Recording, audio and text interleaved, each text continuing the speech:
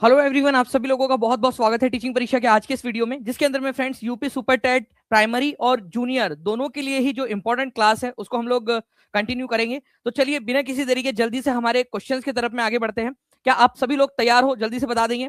जितने भी बच्चे हैं जिन्होंने सेशन को लाइक कर दिया है उन सभी लोगों का बहुत बहुत शुक्रिया। तो चलिए जल्दी से बिना किसी देरी के हम लोग जो है फ्रेंड्स हमारे सेशन की तरफ में आगे बढ़ेंगे। पहला क्वेश्चन देखिए, यहाँ पर मैं आप लोगों को बोला गया है, उर्दू को यामीनी भाषा कहने का श्रेय किसको जाता है।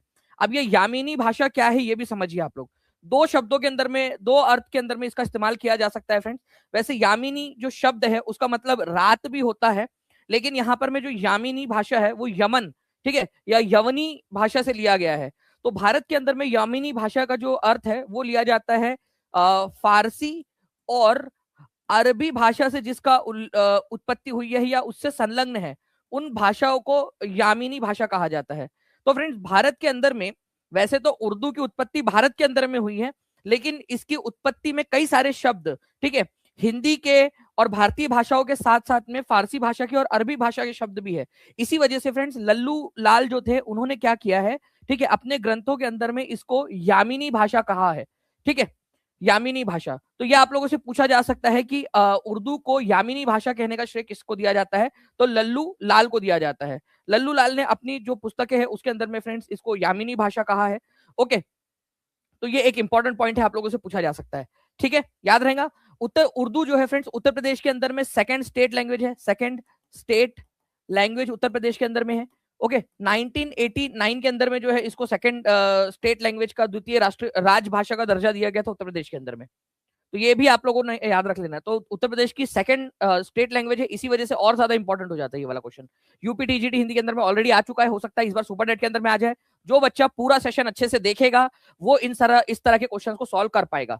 क्या आप चाहते हो ऐसे ही जो बाकी बच्चे नहीं कर पाते ऐसे क्वेश्चन सारे के सारे करवा दो आप लोगों को? ठीक है, कितने लोगों के लिए नया क्वेश्चन था, ये पहली बार देखा उन लोगों ने? ठीक है, चलिए। तो अब हम आगे में बढ़ते हैं, और इस तरीके के क्वेश्चंस की रिवीजन बहुत ज्यादा जरूरी है, ये याद रखना आपको। नेक्स्ट क्वेश्चन, उत्तर प्रदेश के बुंदेलखंड में उच्चतम औसत तापमान इस तथ्य के कारण है कि वह किसके निकट है? हरियाणा के पास में है, नेपाल बॉर्डर के पास में है, नन ऑफ द ऑप्शंस, या ट्रॉपिक ऑफ कैंसर के पास में है। देखिए, अगर हम बात करेंगे फ्रेंड्स भारत के नक्शे की, तो आप लोगों को पता है कि यहां से एक ट्रॉपिक ऑफ कैंसर नाम से, कर्क रेखा नाम से एक रेखा जाती है। उत्तर प्रदेश पूरी तरह से कर्क रेखा के ऊपर में, उत्तर प्रदेश को टच नहीं करती। हाँ, यहाँ पर मैं आप देख लीजिए, मैंने यहाँ पर मैं बनाया भी है तो टच नहीं की है, उत्तर प्रदेश को कर्क रेखा टच नहीं करती। लेकिन उसका जो बुंदेलखंड वाला पार्ट है, ठीक है, ये वाला जो पार्ट है बुंदेलखंड का पार्ट, जो उत्तर प्रदेश के अंदर में भी है और मध्य प्रदेश में भी है, तो कर्क रेखा के पास होने की वजह से यहाँ पर में गर्मी आपको मिलती है। इसमें हरियाणा का कोई लेना देना नहीं है।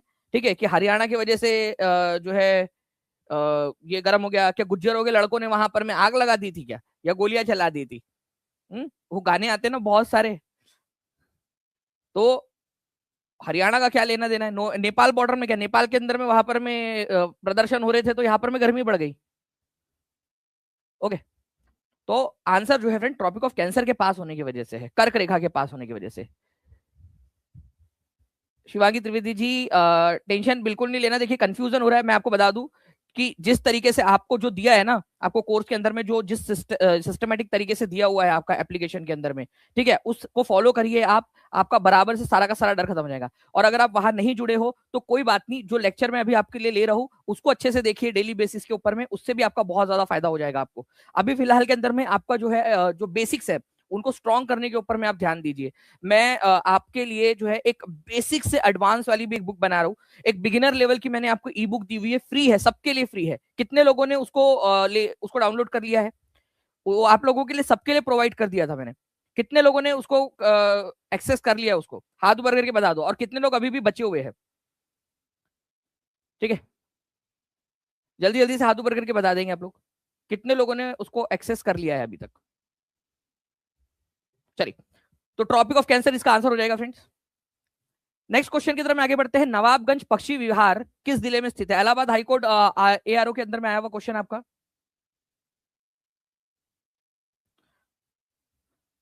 कौन सा क्लास लेना होगा मुझे? आप यूपी टेट का प्राइमरी वाला ले सकते हो। ठीक है, वो आप लोगों को नीचे में जो नंबर दिख रहा होगा उसके ऊपर में कॉल या व्हाट्सएप कर लीजिए। और आज स्पेशली जो एक कूपन था वो दिखा दीजिए एक बार प्लीज। ठीक है, आप टारगेट यूपी का इस्तेमाल कर सकते हो। आज के लिए बच्चों की स्पेशल रिक्वेस्ट के ऊपर में उसको ओपन किया गया है, टारगेट यूपी। ठीक है, आज रात जो है तक आप लोगों के 11:59 PM तक के लिए, तो आप टारगेट यूपी का इस्तेमाल कर सकते हो जो भी आप कोर्स में जुड़ने वाले हो उसके अंदर में। ओके, तो देखिए नवाबगंज पक्षी अभयारण्य जो है बहुत ज्यादा इंपॉर्टेंट है। नवाबगंज पक्षी अभयारण्य या फिर इसको नवाबगंज पक्षी विहार के नाम से भी जाना जाता है। तो ये आप लोगों को कहां पर में मिलेगा? उन्नाव जिले के अंदर में। ठीक है, उन्नाव के अंदर में।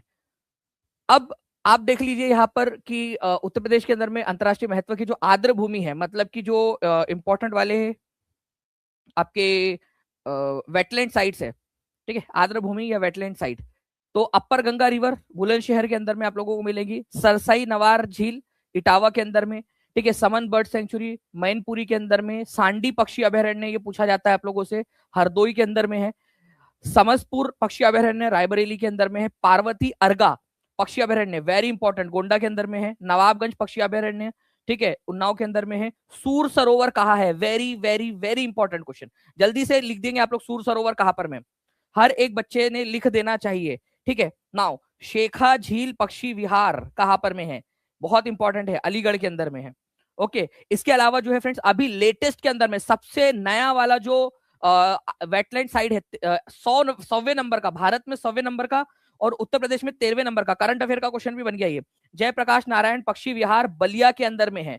ओके, तो ये एक आप लोगों ने याद रखना है, जयप्रकाश नारायण पक्षी विहार बलिया में, ये भारत का 100वें नंबर का जो है आर्द्र भूमि स्थल और उत्तर प्रदेश का 13वां। तो उत्तर प्रदेश के अंदर में कितनी हो गई है? 13 आर्द्र भूमि साइट हो गई है, वेटलैंड साइट, जहां पर में दलदली भूमि होती है। उस दलदली भूमि को बचाना इसीलिए जरूरी है फ्रेंड्स, क्योंकि उस जगह पे एक विशेष प्रकार की बायोडाइवर्सिटी, जैव विविधता पाई जाती है। अगर आपने वो वेटलैंड खत्म होने दिया तो क्या होगा? वो जैव विविधता भी खत्म हो जाएंगी, और वो जैव विविधता अगर खत्म हो गई तो आप वापस नहीं लेकर आ पाओगे उनको।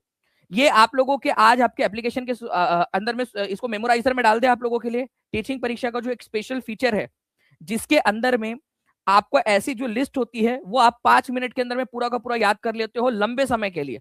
ठीक है, क्योंकि जब तक आप सही आंसर नहीं लगाते वो आगे ही नहीं बढ़ने देता आपको, और जैसे आप सही आंसर लगाते हो तब आपको सारे के सारे जो ऑप्शंस थे उनके भी एक्सप्लेनेशन देता है। ठीक है, ये देखिए आप लोग, मैं आपको अभी फिर से बता दूं कि सुधा मिश्रा जी यहाँ पर मैं बता रहे हैं कि सर 69,000 में एक नंबर से सिलेक्शन रह गया था, इस बार बहुत डर लग रहा है। आप सोचिए फ्रेंड्स, ये एक नंबर, ठीक है, ये एक नंबर इनको 8 साल 7 साल 8 साल जो है उसका जो है इंतजार करवा दिया।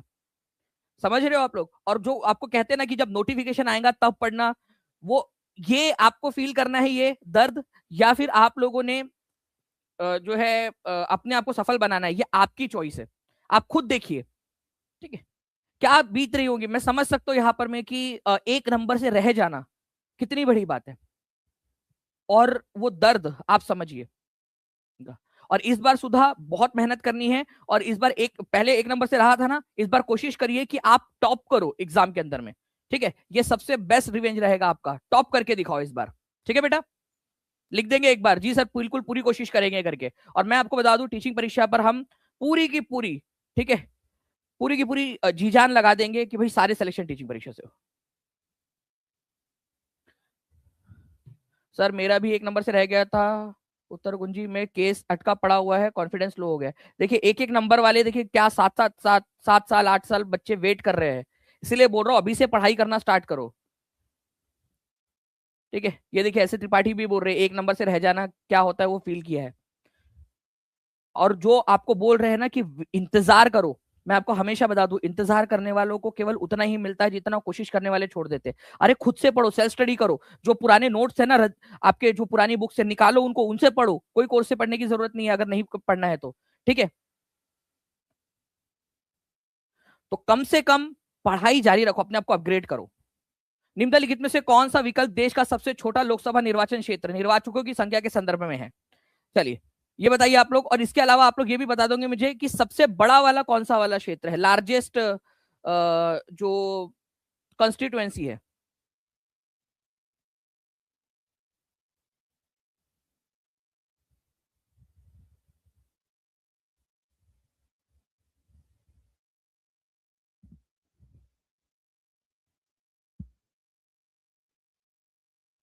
जी। तो देखिए लोकसभा के अंदर में आपको पता है कि 543 लोकसभा कॉन्स्टिट्यूएंसीज है जहां पर में चुनाव होते हैं। अभी एट प्रेजेंट 543 सीटों के ऊपर में चुनाव होते हैं। उसमें से ठीक है, उत्तर प्रदेश के अंदर में 80 सीटें हैं, है ना।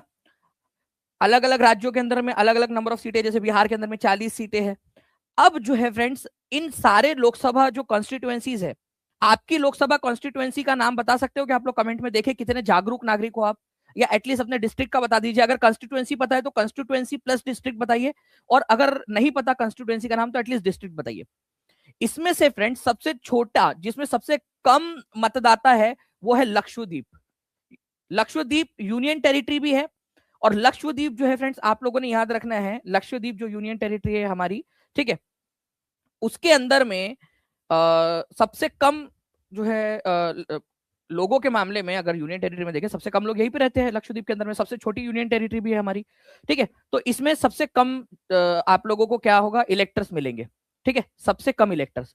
लेकिन अगर आप लोगों से मान लीजिए ये पूछ लिया जाए कि भाई सबसे ज्यादा इलेक्टर्स कहां पर में, क्योंकि लक्षद्वीप यूनियन टेरिटरी के अंदर में तो केवल 47,972 वोटर्स थे, ठीक है, लगभग 50,000 के करीब आप मान लीजिए। वही अगर मैं आप लोगों को बताऊं फ्रेंड्स, आपकी जो सबसे ज्यादा जो बड़ी लोकसभा कॉन्स्टिट्यूएंसी है, ये भी क्वेश्चन एक बार एग्जाम के अंदर में आया था, तो उसका आंसर था मलकाजगिरी, ठीक है, ओके। तो मलकाजगिरी,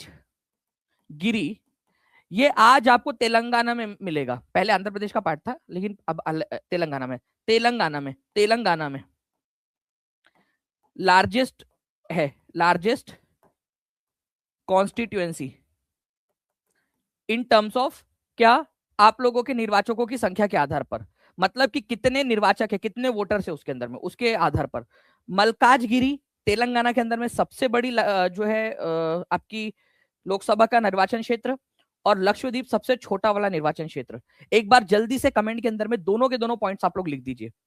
ये दोनों में से कोई भी क्वेश्चन आपसे पूछा जा सकता है, ठीक है। आप देख सकते हो यूपी एसआई के अंदर में 12 नवंबर 2021 के अंदर में ऑलरेडी ये क्वेश्चन आ चुका है, ठीक है। कितने लोगों के लिए ये पहली बार क्वेश्चन था, नया क्वेश्चन? ऐसे ही फ्रेंड्स रोज हम लोग यहां पर में करेंगे, और आप लोग अगर चाहते हो कि आगे बढ़ते रहे तो टीचिंग परीक्षा चैनल को सब्सक्राइब कर लीजिए, ताकि आप लोगों को हर एक चीज जो है वो टाइमली मिलती रहे, आप लोगों के डायरेक्टली, आप लोगों के नोटिफिकेशन के अंदर में, डायरेक्टली आप लोगों को आपके मोबाइल के अंदर में, ठीक है। और सेशन को लाइक कर दिया तो एक बार हाथ ऊपर करके भी जरूर बता दीजिएगा आप लोग। नाउ नेक्स्ट क्वेश्चन की तरफ में हम लोग आगे बढ़ते हैं। उससे पहले मैं आपको बता दूं कि आप लोगों को अगर बाल मनोविज्ञान, शिक्षण कौशल और जीवन कौशल के अंदर में फ्रेंड्स अच्छा स्कोर करना है, ठीक है, आप चाहते हो कि ये 30 में से 30 स्कोर करके आप बाकी सारे लोगों से आगे निकल जाए, ठीक है, तो आप ये 3000 प्लस जो एमसीक्यूज आप लोगों को प्रोवाइड करने वाले हैं, और उसमें पूरा डिटेल एक्सप्लेनेशन, तो एक्सप्लेनेशन भी रहेगा, हिंदी इंग्लिश दोनों भाषाओं के अंदर में रहेगा। 1000 क्वेश्चन जो है वो बाल मनोविज्ञान के, 10 नंबर के लिए 1000 क्वेश्चन की प्रैक्टिस कर रहे हो। शिक्षण कौशल, जीवन कौशल, ये सारी की सारी चीजें आपको मिलने वाली है। ये 499 का कोर्स है, आप अलग से भी ले सकते हो, लेकिन आप लोगों का जो मेन कोर्स है उसके अंदर में बिल्कुल फ्री है, ठीक है। एक बार टीम आपको डिस्काउंट भी अभी दिखा देंगे यहाँ पर में, तो आप लोग जो है फ्रेंड्स 1099 के अंदर में ले सकते हो इसको। एक कूपन कोड आप लोगों को दिख रहा होगा, यूपी टारगेट यूपी, उस कूपन कोड का इस्तेमाल करके मैक्सिमम डिस्काउंट भी आप लोगों को मिल जाएगा आज, ओके। तो कोर्स के अंदर में ये बिल्कुल फ्री है आप लोगों के लिए, ये वाला कोर्स। बाकी आप चाहो तो आप अलग से भी इसके अंदर में ज्वाइन हो सकते हो। नेक्स्ट, फ्रांसवा मार्टिन ने पौंडीचेरी की स्थापना किस वर्ष की थी, जो बाद में भारत में फ्रांसीसियों के मुख्यालय के रूप में उभरा? आपको पता है भारत के अंदर में एक लक्षद्वीप यूनियन टेरिटरी सबसे छोटी है, लेकिन ऐसी कई सारी यूनियन टेरिटरीज है, जिसमें से एक पौंडीचेरी है, अंडमान निकोबार है, ठीक है, Dadra and Nagar Haveli, Daman and Diu है। तो ये जो छोटे छोटे से एरियाज थे, ठीक है, जिनको डेवलप किया गया, तो पौंडीचेरी नाम से जो है, जिसको आप पुद्दुचेरी के नाम से आज जानते हो, इसकी स्थापना किसने की थी? फ्रांसवा मार्टिन ने। ये क्वेश्चन आप लोगों से बन सकता है, ये पौंडीचेरी के या पुद्दुचेरी के संस्थापक किसको माना जाता है? जी हाँ, दोनों का प्राइस बाबुल त्रिपाठी जी सेम है। अभी फिलहाल के लिए जो अर्ली बर्ड बच्चे हैं, जो पहले से पढ़ाई कर रहे हैं, ठीक है, जो चाहते हैं कि यार वो सेफ साइड में रहे, वो 1 नंबर 2 नंबर के साथ में अभी इस बार रिस्क नहीं लेना है, ओके। तो फ्रांसवा मार्टिन, पौंडीचेरी की स्थापना किस वर्ष की थी? तो फ्रांसीसियों ने जब भारत के अंदर में वो लोग आए फ्रेंड्स, ठीक है, तो भारत के अंदर में आने के बाद में उन्होंने क्या किया धीरे धीरे धीरे धीरे अलग अलग इलाकों के ऊपर में 1668 के अंदर में उन्होंने फ्रेंच ईस्ट इंडिया कंपनी की स्थापना की थी। और बाद में 1674 के अंदर में जो फ्रांसवा मार्टिन है उन्होंने पौंडीचेरी जो एरिया है उसको अपने कब्जे में लिया, जो बाद में फ्रांसीसियों का मुख्यालय बना रहा भारत के अंदर में। कब तक? 1954 तक। 1954 में फ्रांसीसियों ने पौंडीचेरी को हमारे भारत को सौंप दिया था। जी हाँ, जो सुरहू ताल है उसी सुरहा ताल है ना, सीमा यादव जी, उसी को जयप्रकाश नारायण पक्षी अभयारण्य के नाम से जाना जाता है। ठीक है, उसका ओरिजिनल जो ऑफिशियल नाम है उसका वो जयप्रकाश नारायण पक्षी अभयारण्य है। ठीक है, और भारत का 100वें नंबर का पक्षी जो है वेटलैंड साइट, और उत्तर प्रदेश का 13वें नंबर का है वो। ठीक है, तो फ्रांसवा मार्टिन पौंडीचेरी के संस्थापक, फ्रांसीसियों का मुख्यालय यहीं पे लोकेटेड बना हो गया था, और 1954 तक वहीं पे रहा। उत्तर प्रदेश विधानसभा में कितने निर्वाचित सदस्य होते हैं? निर्वाचित सदस्य देखिए, उत्तर प्रदेश के अंदर में फ्रेंड्स इससे पहले अभी 2019 से पहले तक इसकी स्ट्रेंथ 404 हुआ करती थी। क्यों? क्योंकि इसमें 403 ठीक है निर्वाचित सदस्य थे, और एक सदस्य जो है वो मनोनीत होता था। मनोनीत का मतलब है कि डायरेक्टली गवर्नर जो है उसको जो एंग्लो इंडियन कम्युनिटी का जो व्यक्ति है, एंग्लो इंडियन कम्युनिटी का व्यक्ति, भारत और अंग्रेज के जो वंशज थे, मतलब भारतीय माता और अंग्रेज पिता के जो वंशज भारत में ही रह गए, उनको नॉमिनेट करते थे। लेकिन ये प्रथा अब बंद कर दी गई है, ठीक है, 2019 से। तो अब जो है, ठीक है, पहले भी क्योंकि निर्वाचित पूछा है यहाँ पर में, तो निर्वाचित सदस्य 403 है, तो इसकी स्ट्रेंथ अब 403 ही कहलाएंगी। ओके, 403। पहले एक सदस्य मनोनीत होता था, इसलिए 404 हुआ करती थी स्ट्रेंथ। ओके, तो आंसर यहां पर में क्या हो जाएगा? 403। सबसे बड़ी विधानसभा अगर कहीं पे है तो उत्तर प्रदेश के पास में ही है। ओके,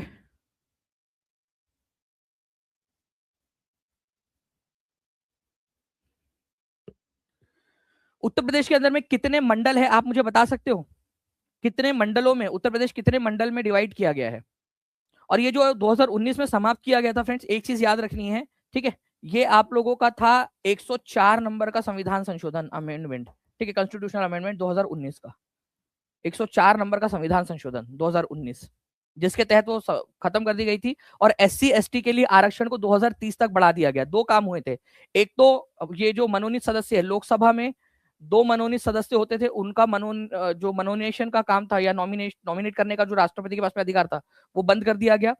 राज्यपाल राज्यों में एक एक कर सकते थे, वो बंद कर दिया गया। और दूसरा, एससी और एसटी के लिए जो रिजर्वेशन है 10 साल के लिए ही है वो, तो हर बार 10-10 साल के लिए हम बढ़ा देते हैं, तो उसको 2030 तक के लिए बढ़ा दिया गया है। 2030 तक के लिए रिजर्वेशन, जो आपको पता है ना 84 जो लोकसभा में 84 सदस्य एससी के लिए और 47 एससी के लिए जो आरक्षण है उसको बढ़ा दिया गया है 10 साल के लिए, ठीक है, दोनों को। तो बता दो मुझे कि कितने सदस्य एससी के लिए कितनी सीटें आरक्षित है लोकसभा में, और एसटी के लिए कितनी सीटें आरक्षित है लोकसभा के अंदर में। दोनों क्वेश्चन बहुत ज्यादा इंपॉर्टेंट है, ठीक है, जल्दी से आप सभी लोगों का आंसर आ जाना चाहिए। एक रैपिड रिवीजन भी हो जाए टीम, स्पीड के अंदर में एक बार देखते हैं जल्दी से हम लोग, ठीक है। दिल्ली सल्तनत पर किस महिला ने एकमात्र महिला शासिका के रूप में शासन किया? देखिए, नया क्वेश्चन 15 मार्च 2026 का क्वेश्चन।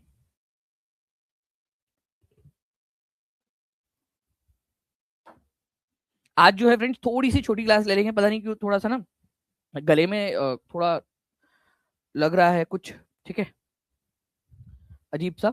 लेकिन मैं कोशिश कर रहा हूँ कि आप लोगों की कंटिन्यूटी बनी रहे, और कंटिन्यूटी बनी रहेंगी तो आप लोग ज्यादा अच्छे से पढ़ पाओगे, ठीक है। तो आज हम थोड़ी छोटी क्लास लेते हैं, लेकिन ज्यादा अच्छे से क्वेश्चन को जल्दी जल्दी से करने की कोशिश करेंगे। दिल्ली सल्तनत पर किस एकमात्र महिला शासिका ने शासन किया? उसका शासन काल भी मेरे को बता दीजिए जल्दी से, ठीक है। तो रजिया सुल्तान ने शासन किया है।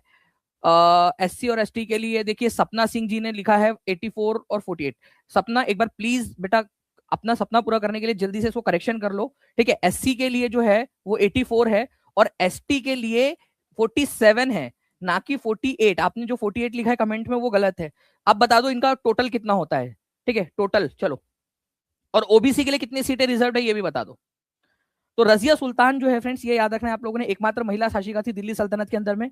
1236 से लेकर 1200 ठीक है, 40 तक इसने शासन किया है। ओके, ये एक इंपॉर्टेंट पॉइंट है, एग्जाम के अंदर में पूछे जाने की प्रबल संभावना है। ठीक है, तबीयत का ध्यान रखा करिए सर, कल ले लीजिएगा class please. So sweet of you ऐसे त्रिपाठी जी।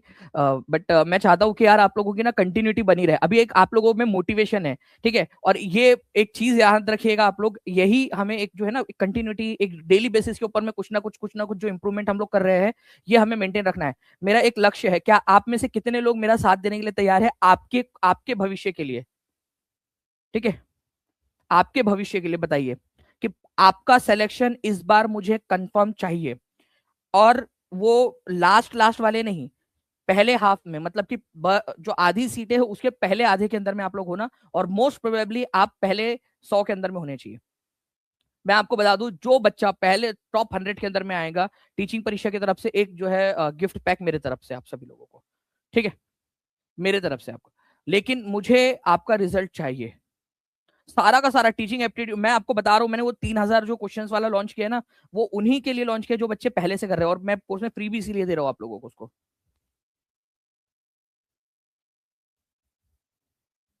ओके, कोई भी डाउट है, कोई भी समस्या है, कोई आपको आपके एलिजिबिलिटी से रिलेटेड डाउट है, नीचे में कॉल नंबर चल रहा है, उस नंबर पे कॉल कर दो, टीम आपकी पूरी की पूरी मदद करेंगी। ठीक है, हम करेंगे, बिल्कुल पूरी की पूरी कोशिश करेंगे, पूरी जी जान लगा देंगे हम लोग।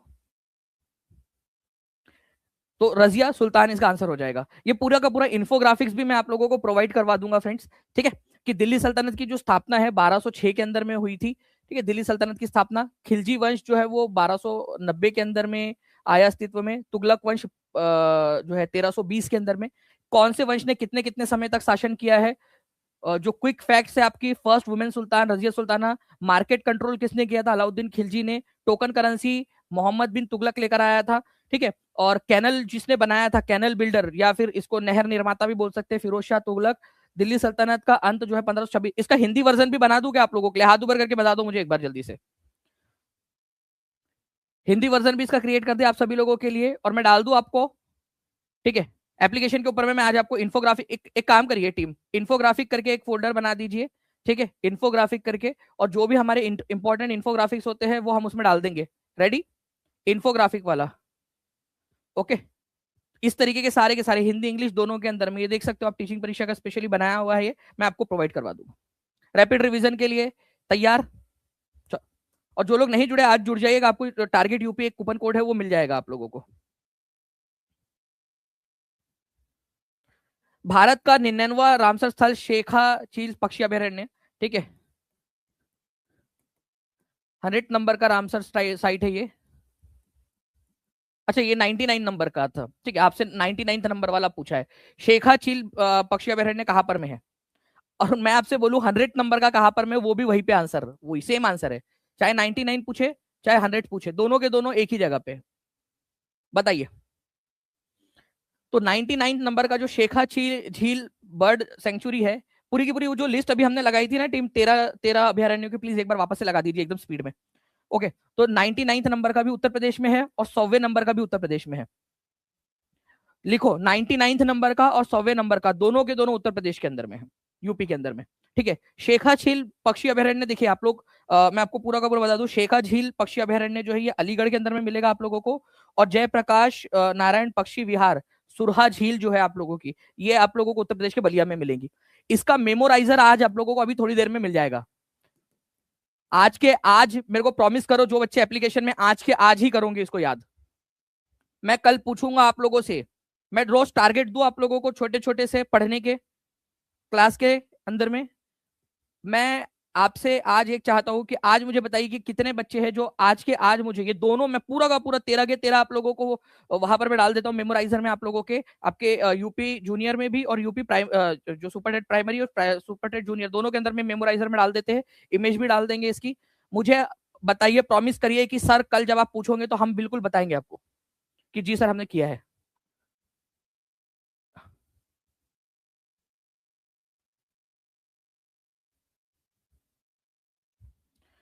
सर जी उत्तर बता दीजिए, क्योंकि हम इस बार नौकरी लेना चाहते हैं बीपीएससी में, एक या एक नहीं 2 बार, बस 2 4 नंबर से ही रह गया। अब अपने यहाँ भी नहीं हुआ तो क्या करेंगे सर, कृपया सब्जेक्ट प्लस एसएसटी प्लस पढ़ना है। मिश्रा जी आप बताइए, आप कौन से वाले क्लास के लिए पढ़ाई कर रहे हो, आप मुझे बता दीजिए, मैं आपको बिल्कुल गाइड कर दूंगा। या एक बार ना आप जो नंबर है ना उस पर कॉल कर लीजिएगा। टीम एक्स हमारी बहुत जो है करुणा से भरी हुई है, एकदम आपके पेरेंट्स की तरह, एक गार्जियन की तरह आपको पूरा समझाएंगे जब तक आप संतुष्ट नहीं हो जाते पूरा आपको। ठीक है।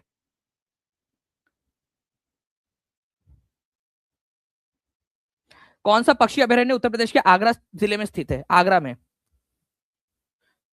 आगरा के अंदर में पक्षी अभयारण्य है। तो सूर सरोवर पक्षी अभयारण्य जो है फ्रेंड्स, ये आगरा के अंदर में मिलेगा आप लोगों को, आगरा जिले के अंदर में। ये देख सकते हो आप लोग सूर सरोवर। ठीक है, क्योंकि ये एक आपका बेसिकली रामसर साइड भी है ये। ठीक है, या वेटलैंड साइड है सूर सरोवर आगरा में। आज आपको मैं मेमोराइजर के अंदर में दे दूंगा, मेमोराइजर मैं कल पूछूंगा कि कितने बच्चों ने मेमोराइजर सॉल्व किया है। ठीक है। पौंडीचेरी की स्थापना किसने और की, और पौंडीचेरी के गवर्नर जनरल कौन थे? चलिए ये देखिए, ये भी एक बढ़िया क्वेश्चन है।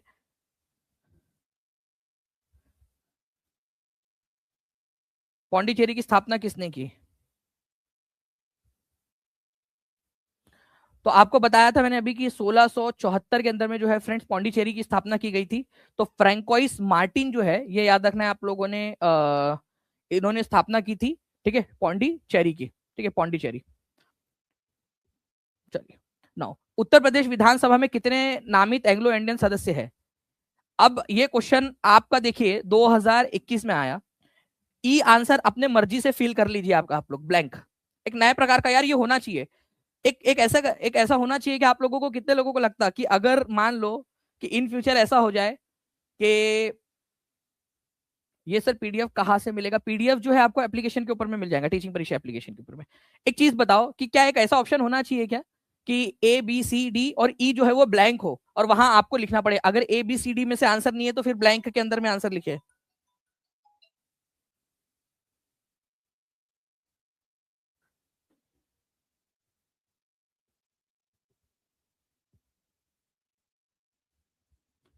होना चाहिए ना, एक मजा आ जाएगा ना। ठीक है, तो जीरो है अभी, क्योंकि एंग्लो इंडियन के अंदर में नामित करने की प्रथा को बंद कर दिया गया है 104वें संविधान संशोधन के जरिए। आप सोचिए क्या लेवल बढ़ जाएगा यहाँ पर में, है ना। चलिए बहुत बढ़िया। जिन बच्चों ने सेशन को लाइक नहीं किया, लाइक कर देंगे फ्रेंड्स, ताकि हम लोग ऐसे ही आगे में भी मोटिवेशन के साथ में पढ़ाई आप लोगों के लिए करवाते रहे। और चैनल को सब्सक्राइब जरूर कर लेना है आप लोगों ने। ओके। खिलजी वंश की स्थापना किसने की थी, ये बता दीजिए। चार ही रहने दीजिए सर।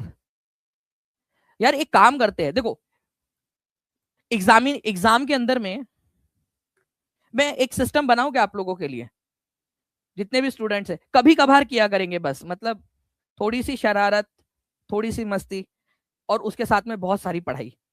एक सिस्टम मैं बनाऊं ऐसा आप लोगों के लिए, जिसमें कभी कभार ऐसे टेस्ट दूंगा, हर हमेशा नहीं, कभी कभार, जिसके अंदर में हम जो है क्या करेंगे कि चार ऑप्शन, एक पांचवा वाला हम लोग ब्लैंक रख देंगे।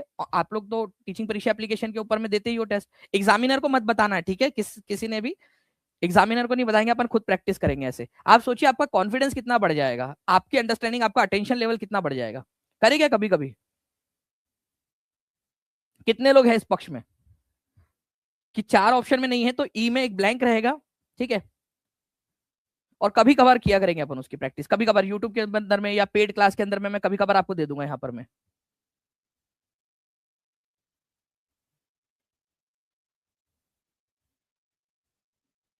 जी। तो ये ई जो ऑप्शन रहेगा आप लोगों का, उसके अंदर में हम करेंगे। मैं जल्दी से बनवाता हूँ वो सिस्टम आप लोगों के लिए, टीम से, टेक्निकल टीम से। तो खिलजी वंश की स्थापना जो है वो फ्रेंड्स किसने की थी? तो जलालुद्दीन खिलजी ने की थी। उसके बाद में उनका जो दामाद था अलाउद्दीन खिलजी, वो शासक बनता है। सबसे कम समय तक शासन करने वाला खिलजी वंश ही था। ठीक है, चलिए नेक्स्ट क्वेश्चन की तरफ में आगे बढ़ने से पहले ये पूरी की पूरी देखिए आप लोगों के लिए हिंदी में भी बना दिया है। नहर निर्माण का श्रेय फिरोज शाह तुगलक को दिया जाता है। टोकन करेंसी मोहम्मद बिन तुगलक। बाजार नियंत्रण अलाउद्दीन खिलजी। प्रथम महिला सुल्तान रजिया सुल्तान। ठीक है, और ये पूरा का पूरा आज आपको मैं प्रोवाइड कर दूंगा, पूरा कंप्लीट हिंदी इंग्लिश दोनों के अंदर में। और साथ ही साथ आप लोगों का जो 3000 प्लस एमसीक्यूज है, बाल मनोविज्ञान, शिक्षण कौशल, जीवन कौशल, 15 तारीख से आपको अवेलेबल होने वाला है। ठीक है, 499 का ये है, लेकिन आप लोग अगर कोर्स में जुड़ रहे हो तो आप लोगों को 499 देने की जरूरत नहीं है। आपको एक कूपन कोड दिखाई दे रहा होगा फ्रेंड्स, उसका इस्तेमाल आप लोग कर सकते हो। ठीक है, उस कूपन कोड के साथ में आपको मैक्सिमम डिस्काउंट मिल जाएगा आज। ओके, तो आप उसका भी इस्तेमाल कर सकते हो। ठीक है, टारगेट यूपी, बस ये आपने इस्तेमाल करना है, टारगेट यूपी आप लोगों को लग जाएगा डायरेक्ट, आपके यूपी जूनियर में भी लग जाएगा और यूपी प्राइमरी के सुपर टेट प्राइमरी में भी लग जाएगा, जूनियर में भी लग जाएगा। ठीक है जी, हुलिया और दाग प्रथा वो भी आपकी इन्होंने ही स्टार्ट की थी। ओके, भारत के किस राज्य में सबसे बड़ी विधायिका है, ये आप मुझे कमेंट करके बताएंगे। आज मैंने आपको बताया फ्रेंड्स कि थोड़ा सा गले के अंदर में दिक्कत हो रही है, तो मैं आप लोगों को से जो है माफी चाहूंगा कि आज हम थोड़ा सा कम में जल्दी जो है हम लोग कर रहे हैं।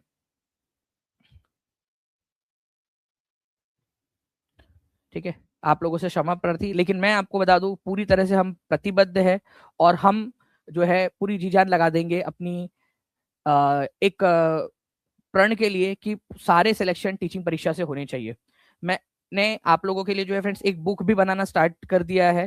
ठीक है, आपका लेवल 3, आपको लेवल 1 की सारे के सारे बच्चों को फ्री ऑफ कॉस्ट दे दिया। जिन बच्चों को मिल गया है हाथ ऊपर करके बता देंगे, और जिनको नहीं मिला है वो आज के आज ही टीचिंग परीक्षा एप्लीकेशन से डाउनलोड कर लेना, उसको सबके लिए फ्री है। ठीक है, लेवल 2 और लेवल 3 पेड वाले बच्चों के लिए है सिर्फ। लेवल 3 के ऊपर मैं काम करना स्टार्ट कर दिया है, और लेवल 3 जो है वो प्रिंट भी हम लोग करवाने वाले हैं, तो आप लोगों को आपकी इस पे भी मिल जाएंगे आपके लिए। Okay, thank you very much Shubhankar Mishra ji, बहुत बहुत शुक्रिया। Okay, UP junior super TET के लिए एसएसटी का भी कोर्स अवेलेबल है, बिल्कुल। आप सुषमा अग्रवाल जी, आप कर सकते हो नीचे में उसमें जाके। जी बिल्कुल, मेरा आशीर्वाद आप लोगों के साथ में है। सिलेबस डिस्कस करना है यूपी जूनियर का, मैं एक बार कर दूंगा आपके साथ में, एक अलग सेशन लगा दूंगा। रेगुलर पढ़ेंगे, बिल्कुल रेगुलर पढ़ेंगे अभी।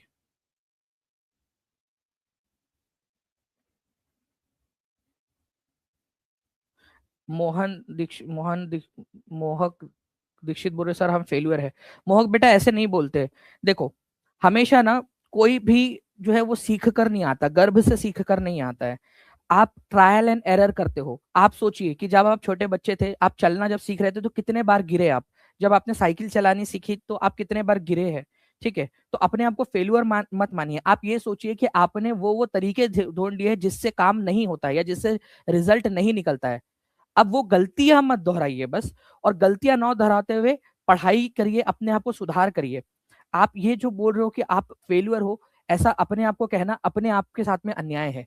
ठीक है, आप खुद पर जैसे दूसरों पे आप अन्याय नहीं कर सकते, खुद पर भी मत करिए। एक मौका तो दीजिए खुद को, वो सारी गलतियों को एक पेपर पे लिखिए कि कौन कौन सी गलतियां हैं जो आपने बार बार की है। उन गलतियों को आप ठीक करिए अब, और उन गलतियों को ठीक करके अब अपडेटेड वाली मोहक बन के पढ़ाई करिए।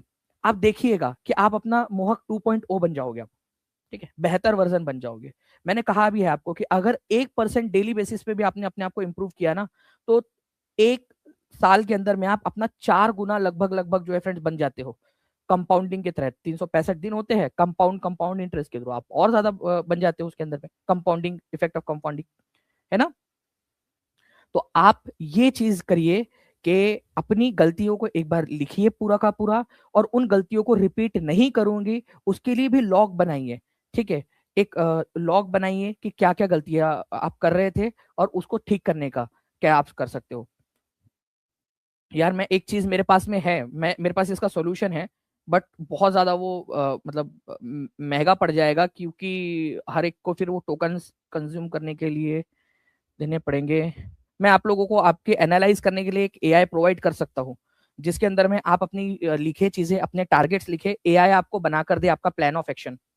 मैं ट्राई करता हूँ फ्रेंड्स। ठीक है, हो सकता है मुझे अपने जो है पास से जेब से पैसे खर्च करने पड़े, उसके लिए थोड़ा सा समय दीजिएगा। लक्ष्य बड़ा है मेरा कि मुझे आप लोगों का सभी का सिलेक्शन चाहिए, और आप लोग अगर साथ हो तो मैं जो है वो खर्च भी कर दूंगा, क्योंकि आपको भी पता है फ्रेंड्स कि इन सारी चीज़ों को बनाने में बहुत मेहनत लगती है। ठीक है, और पैसा पानी की तरह वो होता है एआई के फीचर्स बनाने में।